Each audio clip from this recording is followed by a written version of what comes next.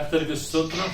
இந்த நாளில் விசேஷமா அவருடைய கிருபையினாலே நாங்கள் சேர்ந்திருக்கிற மகா வந்து மகத்துவமான ஒரு கிருபை, அவருடைய தயவு பிரசனம், அவருடைய தயவு கிருபை நம்மோடு இருக்கிறபடியாலே நம்ம எப்பவுமே கர்த்தருக்கு நம்ம நன்றி செலுத்துவோம்.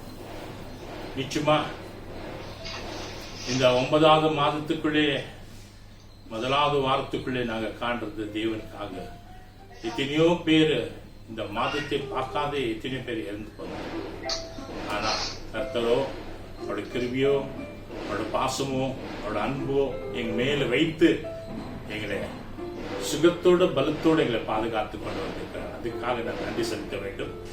இன்னொன்னு, நான் போன 1ஆம் தேதி நான் ஒரு மெசேஜ் கொடுத்தேன். இப்ரியர் 13:5 நான் பேசுறேன்ட்டு. ஆனா திடீரென்று கர்த்தர் ஏதோ விஷயத்தை கர்த்தர் சொன்னார், இந்த வார்த்தை அப்புறம் இந்த வார்த்தை இப்போ இந்த நாளில் இந்த வார்த்தை பேசன்னு சொன்னாரு. அநேக பேர் பிள்ளைகள் சோர்ந்து போயிருக்கிறார், அவங்களை பலப்படுத்த வேண்டும். அதனாலே நான் சத்தியத்தை மாத்திக்கிறேன். இன்னொரு எதனா ஒரு நாளில் நான் அந்த குறித்து நான் பேச போறேன். அடுத்த வாரம் ஒரு பிரசங்கம் இருக்காது, ஒரே ஹீலிங் சர்வீஸ் இருக்கும், ஹீலிங் பிரேயர்.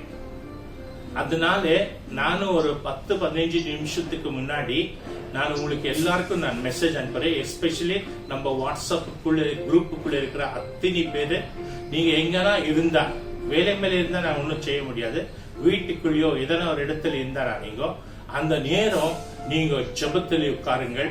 கர்த்தர் அற்புதத்தை செய்வார். உங்க அக்கப்பக்க வீடுகளில் யாராவது உடம்பு சரியில்லாத, வேலை இல்லாத, போராட்டத்திலே, கஷ்டத்திலே, குடும்பத்தின் தரித்திரத்துக்குள்ளே, என்ன வியாதிக்குள்ளே, இல்ல படிப்பு வராத இருக்கவங்களுக்கு, அவங்க எல்லாம் யாராவது இருந்தானா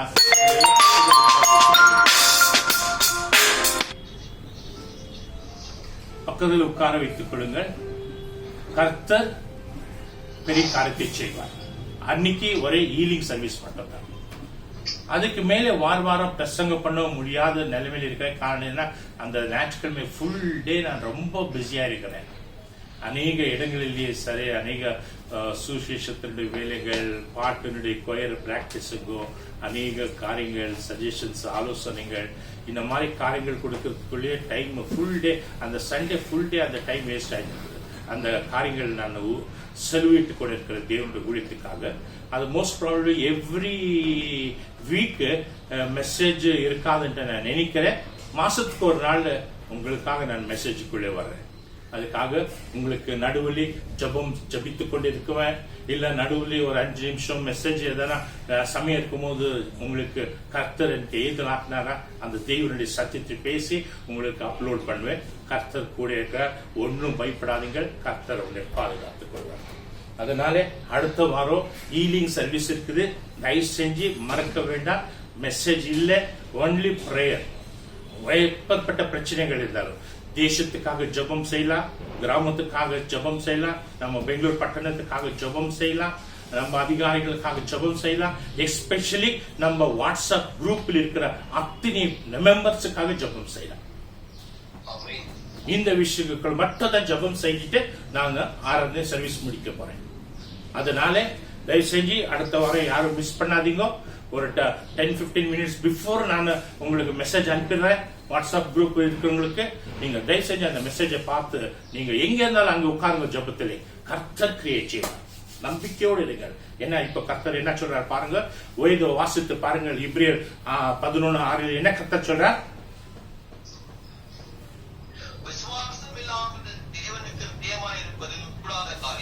விசுவாசம் இல்லாத தேவனுக்கு பிரியமே படுத்த முடியாது. தேவனை நீ பிரியப்படுத்த வேண்டும்னா உனக்குள்ள ஒரு விசுவாசம் தேவை. தேவன் ஏதோ ஒரு சொத்து கொண்டு வா, அழகான துணி போடு, அழகான சூட் போட்டுக்குவா, நல்ல படிப்பு படிச்சிடுவா, அப்போதான் எனக்கு பிரியமாகுதுன்ட்டு கர்த்தர் எந்த இடத்துல சொல்லு. அதிகாரத்தினுடைய பட்டங்கள் எடுத்துவா, நான் உன்மேல் நான் பிரியமா இருக்கிறேன் கர்த்தர் சொல்றேன். கர்த்தர் என்ன சொல்றார்? விசுவாசம் உன்னிடத்தில் இருக்க வேண்டும். அந்த விசுவாசம் உன்னிடத்தில் இருக்கும்போது கர்த்தரை நீ பிரியப்படுத்துறியா? You are going to please the Lord when you have the faith.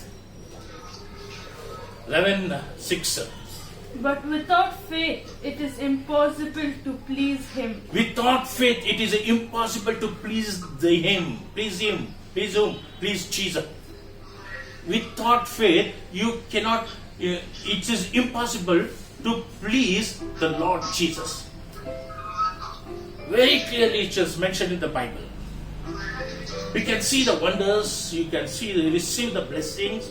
You can have all what you require.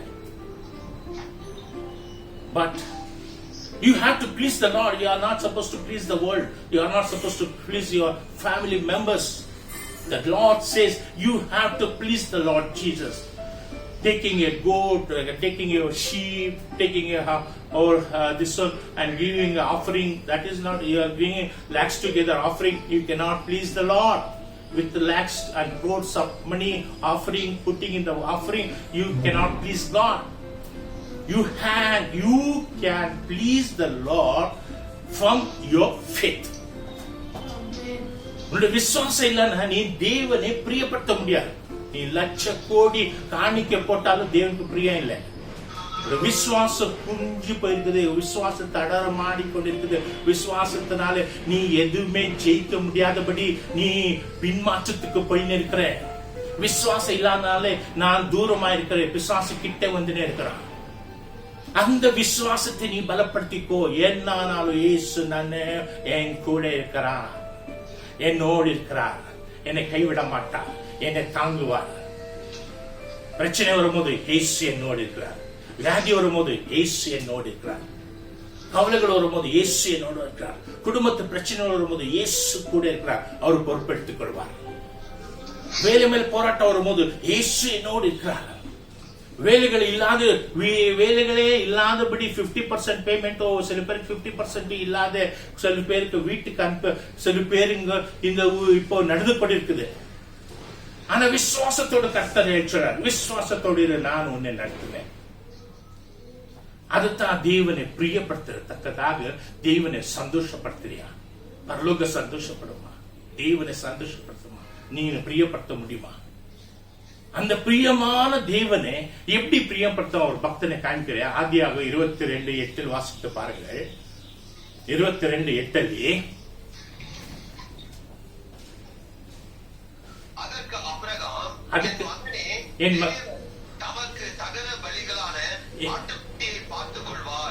எங்களுக்கு தகன பலிகள் செலுத்துவதற்காக ஆட்டுக்குட்டி கர்த்தர் பார்த்துக் கொள்வார். எப்பேற்பட்ட ஒரு விசுவாசமான நம்பிக்கை! எப்பேற்பட்ட ஒரு நம்பிக்கை பாருங்கள், விசுவாசத்தை பாருங்கள். அங்கே இவ்வளோ நாடு பலிகள் செலுத்தும் போது வெறுவுங்கள், அப்புறமா அந்த நெருப்பு ஆளுகளை கூட்டுன்னு போய் அந்த கூட ஆடை கூட்டுன்னு போயிருந்தார். இந்த தடவை மட்டும் ஆடு மட்டும் இல்ல, எல்லாம் இருக்கு.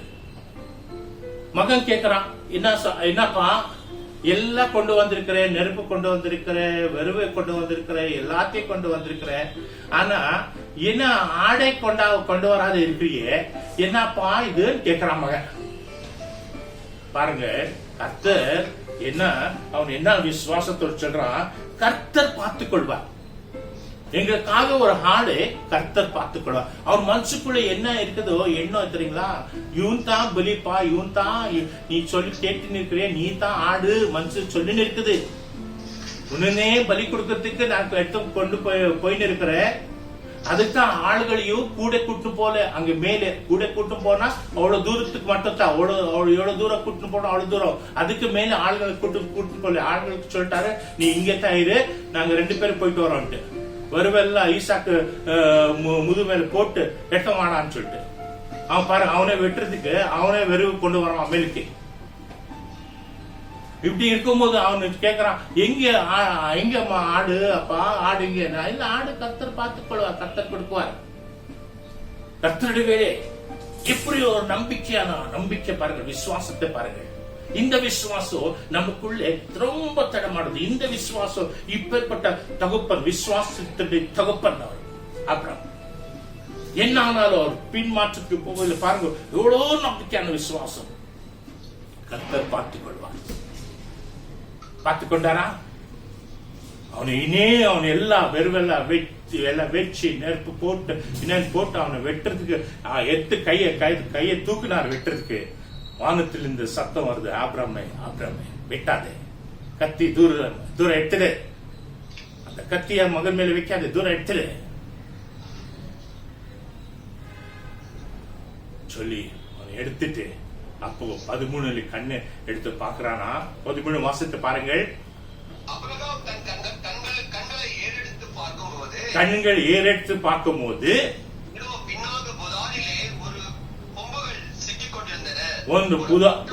ஒரு புதாரிலே கொம்புகளில் சிக்கிக் கொண்டிருந்த ஒரு ஆடு, என்ன சொல்லுங்க பாடுங்க, ஆட்டுக்கடாவை கண்டான்.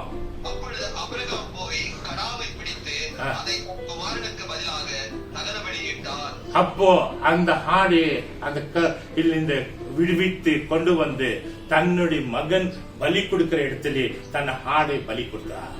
எங்கிட்ட வந்துச்சு ஆடு?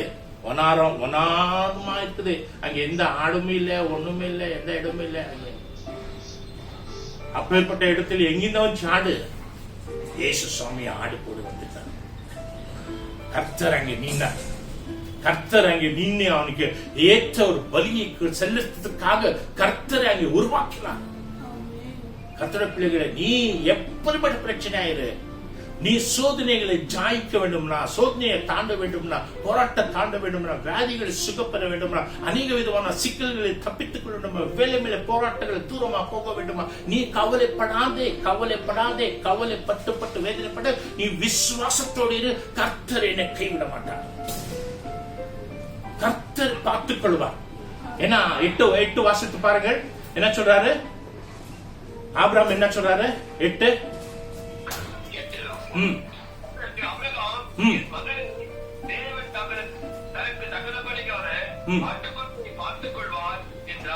ஆட்டுக்குட்டி தேவையான ஆட்டுக்குட்டி உன் குடும்பத்துக்கு தேவையானது கர்த்தர் பார்த்துக் கொள்வார். இது கர்த்தர் பார்த்துக் கொள்வார். இந்த ஒரு விசுவாசத்தில உனக்குள்ள இருக்க வேண்டும். கர்த்தர் பார்த்துக் கொள்வார். என்னப்பா பண்ற, படிப்பு முடிச்சுட்டு என்ன பண்ற, என்ன செய்யற, எது செய்யற, கர்த்தர் பார்த்துக் கொள்வார். உனக்கு படிப்பு என்ன, படிப்பு உனக்கு தலைக்கு எட்டாத இருக்குது, என்ன செய்ய போற, வெளிப்புற கர்த்தர் பார்த்துக் கொள்வார். ஏன்னா வீடு வாசல் இல்லாத என்ன மாதிரி இருக்க, கர்த்தர் பார்த்துக் கொள்வார். வேலை வெட்டி இல்லாத வேலையை தூக்கி விஸ்து போட்டுருக்காங்களே, என்ன பண்ற, கர்த்தர் பார்த்துக் கொள்வார். உன்னோட பிசினஸ் நாளுக்கு நாள் கீழே இருக்குது, கர்த்தர் பார்த்துக் கொள்வார். உன்னோட கூட்டுக்குள்ள பிரச்சனையா இருக்குது, கர்த்தர் பார்த்துக் கொள்வார். வீட்டுக்குள்ள ஒரு சண்டைகள் ஏற்பட்டு கொண்டிருக்கிறது, கர்த்தர் பார்த்துக் கொள்வார். உங்களுடைய சரீரத்தில் வியாதி இருக்குது, கர்த்தர் பார்த்துக் கொள்வார். எல்லாத்தையும் கர்த்தர் பார்த்துக் கொள்வார். விசுவாசம் உன்னிடத்தில் இருக்கும் போது தேவன் பெரிய ஆசீர்வாதத்தை கொடுப்பார். வாசித்து பாருங்கள் 16 கர்த்தர் என்ன சொல்றாரு, 16, 17 வாசித்து பாருங்கள்.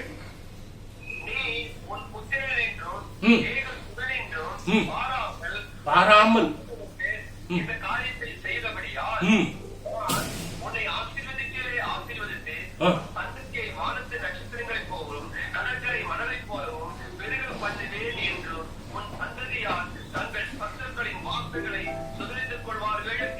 பாத்தீங்களா, நீ ஒரு பிள்ளை கர்த்தர் கேட்ட, நீ கொடுக்கறதுக்கு உன் மனசுக்குள்ள உன் இதயத்திலிருந்து நீ கொடுக்கறதுக்கு ஆயிட்ட, ரெடி ஆயிட்ட.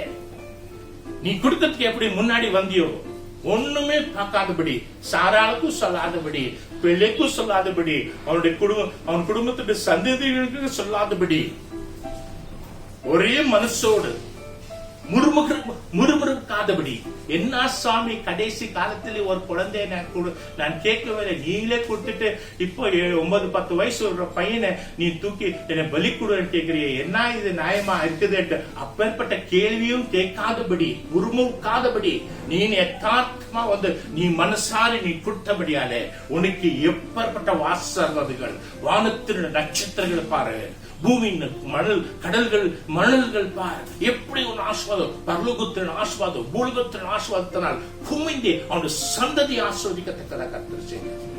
காரணம் தேவன் ஒரு விசுவாசம் இருந்தது.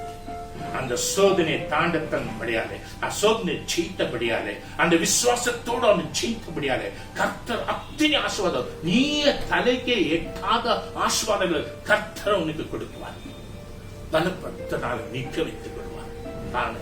இதுதான் தேவன் செய்த அற்புதங்கள், இதுதான் தேவன் செய்த அதிசயமான காரியங்கள். அதனால கர்த்தர் பிள்ளைகளே, ஒன்னும் மறுக்க வேண்டாம். கர்த்தர் உன்னோடு இருக்கிறார். அந்த விசுவாசம் இடத்தில் இருக்க வேண்டும். ஆமா, சில நேரத்தில் உனக்கு வர சோதனைகள் ஜபமே வராது. ஜபத்தில் உட்கார்றே என்ன ஜபிக்க வேண்டும் தடுபடாய்க்கிறேன். ஆனால் கர்த்தர் சொல்றார், தடுபடாக்காதே, நான் உனக்காக ஜெபம் செய்கிறேன். விசுவாசத்தோடு அவ்வளவுதான். கர்த்தர் என்னானாலும் கர்த்தர் என்னை கைவிட மாட்டார். உன்னை தாங்குவார், உன்னை வழிநடத்துவார், உன்னை கடைசி வரைக்கும் பலத்தனால நீக்கி வைத்துக் கொள்வார். எல்லா கண்கள் முடிய ஒரு சிறு ஜபத்தை செய்யும். Oh, thank you, Jesus. Hallelujah. Hallelujah, hallelujah, hallelujah, hallelujah. ஸ்தோத்திரம் ஆண்டவரே, ஸ்தோத்திரம் இயேசுவே. பிரதர் ஒரு ஜெபம் பண்ணுங்க. Thank you Lord, thank you Lord, thank you Lord, thank you Lord, thank you Jesus. ஸ்தோத்திரம், ஸ்தோத்திரம். அபிரகாமுக்கு ஆண்டவரே, அப்பா பலியிடுவதற்கு ராஜா ஒரு ஆட்டுக்குட்டி நீங்க காட்டி கொடுத்தீங்க ராஜா.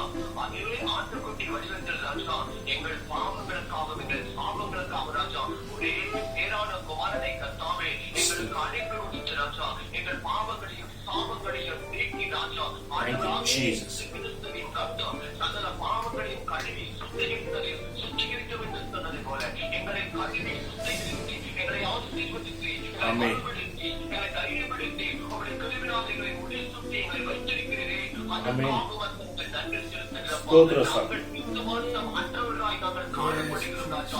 எங்கள் விசுவாசம் பெருகத்தக்கதாக விசுவாசம் ராஜா எங்களுக்கும் வேண்டும்படியாக நன்றி செலுத்துகிறோம். விசுவாசம் கர்த்தாவே எங்களுக்கும் வேண்டும்படியாக நன்றி செலுத்துகிறோமா. யாக்கோபுக்குள்ள விசுவாசம் கர்த்தாவே எங்களுக்கு அபிரகாமின் ஈசாக்கின் யாக்கோபின் தேவனே, நீர் எங்கள் தேவனாக இருப்பதற்காக வந்து நாங்கள் நன்றி செலுத்துகிறோம். Thank you Jesus. Thank you Jesus. Amen. மனமனதுருகி மனது ஆசீர்வதி. நாங்கள் வாழ எங்களுக்கு உதவி செய்யும். அதிர்ச்சி உம்மையே சார்ந்திருக்கிறோம். உம்மை சாஞ்சிருக்கிறோம். உம்மை நம்பியிருக்கிறோம் ராஜா. உங்களை நம்பியிருக்கிறோம். நீரை பலப்படுத்த வேண்டும். ஆசீர்வதிக்கிறோம். ஸ்தோத்திர சுவாமி, ஸ்தோத்திர சுவாமி. இயேசு இயேசு இயேசுவின் நாமத்தில் ஸ்தோத்திர ஸ்தோத்திர ஸ்தோத்திர ஸ்தோத்திர ஸ்தோத்திர ஸ்தோத்திர ஸ்தோத்திர ஸ்தோத்திர. Thank you Jesus. ஸ்தோத்திர ஸ்தோத்திர ஸ்தோத்திர. Thank you Jesus.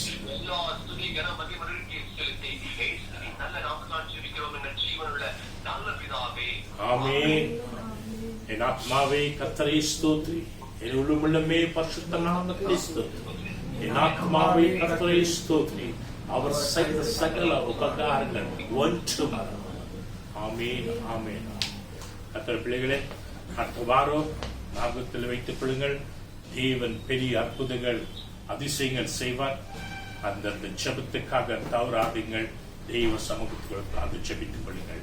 கர்த்தர் அற்புதத்தை செய்வார். கர்த்தர் உங்களை ஆசீர்வதிக்குவார். பிதா குமாரன் பரிசுத்த ஆவியின் நாமத்தினாலே எல்லா பாகத்திலும் கர்த்தர் உங்களை நடத்துவார். ஆண்டவரான இயேசு கிறிஸ்துவின் கிருபையும் பிதாவின் அன்பும் பரிசுத்த ஆவியின் அன்யோன்ய ஐக்கியமும் இன்றும் மீண்டும் எப்பொழுதும் நம்மோடு இருப்பதாக. ஆமென். எல்லாரும் சொல்லி ஆமென் சொல்லுவோம். ஆமென், ஆமென், ஆமென்.